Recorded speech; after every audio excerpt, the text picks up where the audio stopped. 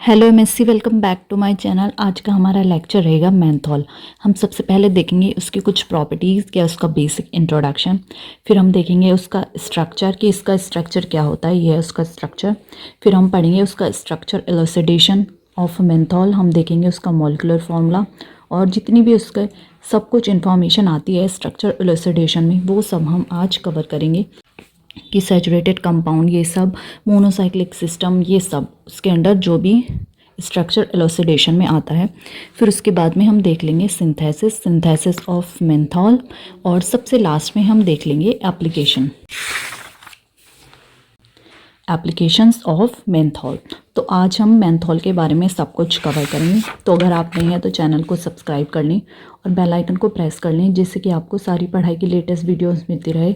और अगर आपको वीडियोस अच्छी लगती है तो प्लीज़ उसको लाइक और शेयर करना ना भूलें। तो हम शुरू कर रहे हैं मेंथॉल। मेंथॉल है क्या? मेंथॉल है एमएससी फोर्थ सेमेस्टर का जो हमारा पेपर 4 है, केमिस्ट्री ऑफ नेचुरल प्रोडक्ट, उसके अंदर पहली यूनिट टर्पेनॉइड, उसके अंडर ये टॉपिक आता है और ये बहुत बार एग्जाम में पूछा जाता है। हम इससे पहले terpene, classification of terpenoid, citral, alpha terpineol, santonin, beta carotene, farnesol के बारे में देख चुके हैं। आज हम देख रहे हैं मेंथॉल। तो चलो शुरू करते हैं अपना आज का lecture. Menthol is an organic compound. Menthol एक ऑर्गेनिक कंपाउंड है। More specifically मोनोटर्पेनॉइड। मोर स्पेसिफिकली वो है एक मोनोटर्पेनॉइड। मोनोटर्पेनॉइड का मतलब है कि उसमें नंबर ऑफ कार्बन आइटम्स होंगे 10 और नंबर ऑफ आइसोप्रीन यूनिट होंगी उसमें 2। तो जो हमारा मेंथॉल है वो एक ऑर्गेनिक कंपाउंड है और मोर स्पेसिफिकली वो है एक मोनोटर्पेनॉइड जिसके पास नंबर ऑफ कार्बन आइटम्स होते हैं 10 and number of isoprene units होती हैं 2। फिर इसका सेकंड पॉइंट है, menthol is the major constituent of mentha piperita. जो हमारा मेंथॉल है वो मेजर कॉन्स्टिट्यूएंट होता है मेंथा पाइपेरेटा का। फिर इसका थर्ड पॉइंट है, it is an optically active compound. जो हमारा मेंथॉल होता है वो एक ऑप्टिकली एक्टिव कंपाउंड होता है और जो उसका मेजर कॉन्स्टिट्यूएंट होता है वो होता है मेंथा पाइपेरिटा।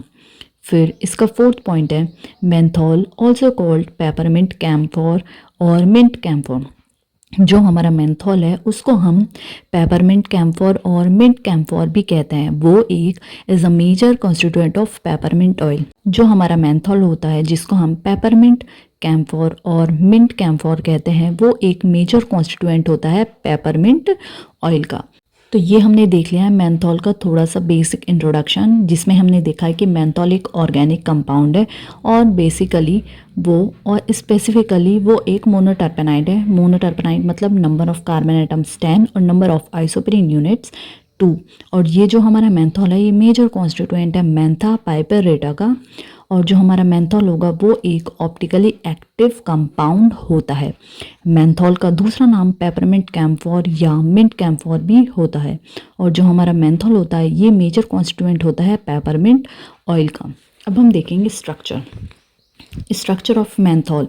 ये है हमारा मेंथॉल का स्ट्रक्चर, प्यारा प्यारा सा स्ट्रक्चर। तो हमने देख लिया बेसिक इंट्रोडक्शन ऑफ मेंथॉल, अब हमने देखा है स्ट्रक्चर ऑफ मेंथॉल। अब हम देखेंगे उसका स्ट्रक्चर एलुसिडेशन, उसके बारे में हम सब कुछ कवर करेंगे। स्ट्रक्चर एलुसिडेशन ऑफ मेंथॉल, इसका पहला पॉइंट है मॉलिक्यूलर फार्मूला। सबसे पहले हम देखेंगे इसका मॉलिक्यूलर फार्मूला क्या होता है। Molecular formula of menthol is C10H20O। तो जो मॉलिक्यूलर फार्मूला है मेंथॉल का वो है C10H20O। C10 है, इसका मतलब नंबर ऑफ कार्बन आइटम्स इसमें 10 है, तो ये हो जाएगा एक मोनोटर्पेनॉइड और इसके पास 2 आइसोप्रीन यूनिट होती हैं। ये है स्ट्रक्चर एलुसिडेशन का point number 2। Menthol forms ester readily with acids and oxidized to yield ketone. जो हमारा मेंथॉल होता है वो फॉर्म करता है ईस्टर्स विद एसिड्स और ऑक्सीडाइज हो जाता है और यील्ड करता है कीटोन को। It means that it must possess alcoholic group which is 2 degree in nature. इसका मतलब है जो हमारा मेंथॉल है उसके पास अल्कोहलिक ग्रुप होता है जो कि 2 डिग्री होता है नेचर में। इसको हम समझेंगे एक रिएक्शन के थ्रू। ये देखिए, ये है इसकी रिएक्शन C10H20O। जब हम PCl5 के साथ रिएक्ट कराएंगे हमें मिल जाएगा C10H19Cl। तो इसमें क्या होगा, रिप्लेसमेंट ऑफ OH हो जाता है Cl से।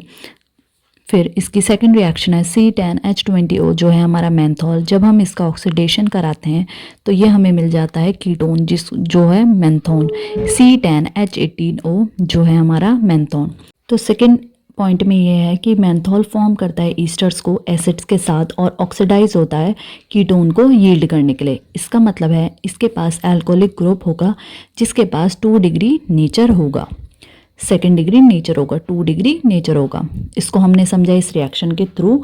यह है मेंथॉल। जब हम इसका ऑक्सीडेशन करेंगे तो ये हमें मिल जाएगा मेंथोन जो है हमारा एक ketone.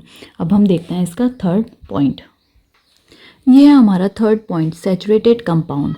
It is a saturated compound, no addition with bromine forms only mono substituted product. जो हमारा मेंथॉल होता है वो एक सैचुरेटेड कंपाउंड होता है, इसमें कोई सा भी एडिशन नहीं होता ब्रोमीन का, और ये फॉर्म करता है सिर्फ मोनो सब्सटीट्यूटेड प्रोडक्ट्स को।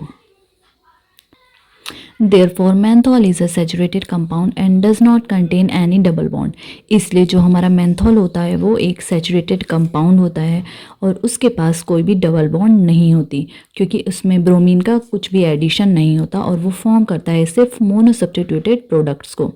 तो ये है थर्ड पॉइंट सैचुरेटेड कंपाउंड में कि ये हमारा मेंथॉल एक सैचुरेटेड कंपाउंड है जिसमें कोई भी एडिशन नहीं होता ब्रोमीन का और ये फॉर्म करता है मोनो सब्स्टिट्यूटेड प्रोडक्ट्स को ही।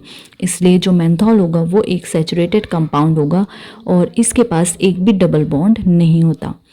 फिर इसका फोर्थ पॉइंट है on dehydration followed by dehydrogenation it yield paracymene. जब हम इसका डिहाइड्रेशन करते हैं और उसके बाद में डिहाइड्रोजनेशन करते हैं तो ये हमें पैरासाइमिन देता है। ये देखिए, ये है हमारा मेंथॉल जो है C10H20O, ये है हमारा मेंथॉल। सबसे पहले हम करेंगे इसका डिहाइड्रेशन। डिहाइड्रेशन के बाद हम फॉलो करेंगे, dehydration is followed by dehydrogenation. Dehydration के बाद डिहाइड्रोजनेशन करेंगे और ये हमें यहाँ पे मिल जाएगा अपना पैरासाइमिन। तो जब हम इसका डिहाइड्रेशन करते हैं फॉलोड बाय डिहाइड्रोजनेशन तो हमें पैरासाइमिन मिलता है मेंथॉल से। ये हमने समझा इस रिएक्शन के थ्रू। ये देखिए, ये था मेंथॉल C10H20O।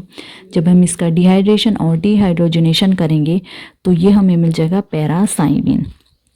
तो ये क्या दिखाता है? It shows paracymene nucleus presence in menthol.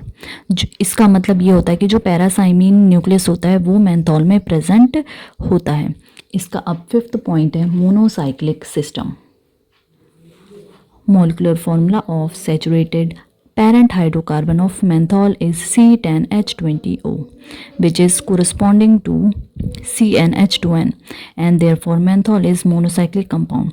जो molecular formula होता है saturated parent hydrocarbon का menthol के वो C10H20 होता है, जिसकी वजह से जो कि कोरस्पॉन्डिंग होता है CnH2n के। इसलिए जो हमारा मेंथॉल होगा वो एक मोनोसाइक्लिक कंपाउंड होगा क्योंकि वो कोरस्पॉन्डिंग है CnH2n के। अब हम देखेंगे synthesis of menthol. Synthesis start होने से पहले मैं आपको एक बार इसके सारे पॉइंट्स रिवाइज करा देती हूँ कि इसका जो मॉलिक्यूलर फॉर्मूला होता है वो होता है C10H20O। जो मेंथॉल होता है वो फॉर्म करता है ईस्टर्स एसिड्स के साथ और ऑक्सीडाइज हो जाता है कीटोन को यील्ड करने के लिए। इसका मतलब इसके पास अल्कोहलिक ग्रुप है जो कि 2 डिग्री है इन नेचर में, जो कि 2 डिग्री है नेचर में। इसको समझा था हमने इन दो रिएक्शन के थ्रू। ये देखिए, यहाँ पे हमें मिल जाएगा मेंथॉल, हमें ऑक्सीडेशन के बाद दे देगा मेंथॉन जो कि है कीटोन। इसके बाद में हमने देखा था इसका थर्ड पॉइंट सैचुरेटेड कंपाउंड में कि ये एक सैचुरेटेड कंपाउंड होता है, इसमें कोई भी एडिशन नहीं होता ब्रोमीन का और ये फॉर्म करता है मोनो सब्स्टिट्यूटेड प्रोडक्ट्स को और इसके पास कोई भी डबल बॉन्ड प्रेजेंट नहीं होता। फिर इसका फोर्थ पॉइंट था जब हम इसका डिहाइड्रेशन करते हैं और उसके बाद डिहाइड्रोजनेशन करते हैं तो ये पैरासाइमिन को यील्ड करता है। ये हमने समझा था इस रिएक्शन के थ्रू। ये है हमारा मेंथॉल C10H20O। डिहाइड्रेशन फिर डिहाइड्रोजनेशन के बाद हमें मिल जाएगा पैरासाइमिन। तो ये हमें ये रिएक्शन दिखाती है कि जो पैरासाइमिन न्यूक्लियस होता है वो प्रेजेंट होता है मेंथॉल में। फिर है मोनोसाइक्लिक सिस्टम। जो मेंथॉल का मॉलिक्यूलर फॉर्मूला है सैचुरेटेड पेरेंट हाइड्रोकार्बन का वो कोरस्पॉन्डिंग है CnH2n के, इसलिए इसको मेंथॉल को हम मोनोसाइक्लिक कंपाउंड भी कहते हैं। अब हम देखेंगे इसकी सिंथेसिस ऑफ मेंथॉल। ये है हमारा मेटाक्रेसोल। फिर in the presence of H2 और Ni कैटेलिस्ट की प्रेजेंस में जब हम इसका रिडक्शन कराएंगे तो ये हमें यहाँ पे मिल जाएगा 3 मिथाइल साइक्लोहेक्सानोल। फिर उसके बाद में हमें मिल जाएगा 3 मिथाइल साइक्लोहेक्सानोन। तो ये है मेंथॉल, हमारा मेंथॉल का सिंथेसिस। सबसे पहले हम मेटाक्रेसॉल लेंगे, फिर in the presence of H2 और Ni कैटेलिस्ट और रिडक्शन जब हम इसका करेंगे तो हमें मिल जाएगा 3 मिथाइल साइक्लोहेक्सानोल। फिर उसके बाद में हमें मिल जाएगा 3 मिथाइल साइक्लोहेक्सानोन। उसके बाद में हमें मिलेगा, उसके बाद में हमें ये मिल जाएगा। फिर हम हीटिंग करेंगे तो -CO निकल जाएगा, हमें ये मिल जाएगा। और उसके बाद में हम इसकी रिएक्शन कराएंगे CH3 का ट्वाइस CHI और Na, तो हमें ये मिलेगा। और सबसे लास्ट में हम करेंगे रिडक्शन, तो हमें मिल जाएगा अपना मेंथॉल। तो ये था सिंथेसिस ऑफ मेंथॉल में। अब हम देख लेते हैं इसकी एप्लीकेशन। पहला पॉइंट है use to treat minor aches and pains of muscles और जॉइंट्स। ये यूज़ किया जाता है माइनर एक और पेन को ट्रीट करने के लिए, मसल और जॉइंट्स के पेन को ट्रीट करने के लिए। Second, used as an antiseptic and anaesthetic. ये हम मेंथॉल को यूज़ करते हैं एंटीसेप्टिक और एनेस्थेटिक के लिए। तो इसकी ये दो एप्लीकेशन है कि ये यूज़ किया जाता है माइनर एक और पेन को ट्रीट करने के लिए जो कि मसल्स और जॉइंट्स में होते हैं, और ये यूज़ किया जाता है एक एंटीसेप्टिक और एनेस्थेटिक की तरह। तो ये थी इसकी कुछ एप्लीकेशंस। और सिंथेसिस में ये था हमारा, स्टार्ट हुआ था मेटाक्रेसॉल से। मेटाक्रेसॉल का हम सबसे पहले करेंगे रिडक्शन, वो भी H2 और Ni कैटेलिस्ट की प्रेजेंस में। हमें मिल जाएगा 3 मिथाइल साइक्लोहेक्सानोन। फिर उसके बाद में हमें मिल जाएगा 3 मिथाइल साइक्लोहेक्सानोन। उसके बाद में रिएक्शन प्रोसीड होगी और हमें मिल जाएगा ये। फिर उसके बाद में हीटिंग होगी और -CO यहाँ से बाहर निकल जाएगा, तो हमें मिल जाएगा ये। फिर हम क्या करेंगे, हम in the presence of CH3 twice CHI Na की प्रेजेंस में इसको रिएक्ट कराएंगे, हमें ये मिलेगा। और उसके बाद में हम इसका रिडक्शन करा देंगे। तो हमें मिल जाएगा अपना मेंथॉल। ये थी इसकी सिंथेसिस और ये थी इसकी एप्लीकेशन। और हमने स्ट्रक्चर एलुसिडेशन में इसके बारे में सब कुछ कवर कर लिया है। होप ये लेक्चर आपके लिए यूज़फुल रहा होगा। ये था मेंथॉल के बारे में थोड़ा सा बेसिक इंट्रोडक्शन कि ये एक ऑर्गेनिक कंपाउंड होता है, मोर स्पेसिफिकली एक मोनोटर्पेनॉइड होता है जिसका मॉलिक्यूलर फॉर्मूला होता है C10H20O। ये था इसका प्यारा सा स्ट्रक्चर। ये मेजर कॉन्स्टिट्यूएंट होता है मेंथा पेपरेटा का, और ये ऑप्टिकली एक्टिव कंपाउंड होता है। और मेंथॉल मेजर कॉन्स्टिट्यूएंट होता है पेपरमिंट ऑयल का भी, और जो मेंथॉल होगा वो पेपरमिंट कैम्पर और मिंट कैम्पर भी कहलाया जाता है। और मैं आपको ऊपर से बता रही हूँ, मॉलिक्यूलर फॉर्मूला है इसका C10H20O, और ये हमें ऑक्सीडेशन के बाद देगा कीटोन। और ये एक सैचुरेटेड कंपाउंड होता है, इसमें कोई एडिशन नहीं होता ब्रोमीन का, और इसमें कोई भी डबल बॉन्ड नहीं पाई जाती है, एक सैचुरेटेड कंपाउंड होता है। और डिहाइड्रेशन और डिहाइड्रोजनेशन के बाद ये हमें देता है पैरासाइमिन, और ये होता है एक मोनोसाइक्लिक सिस्टम।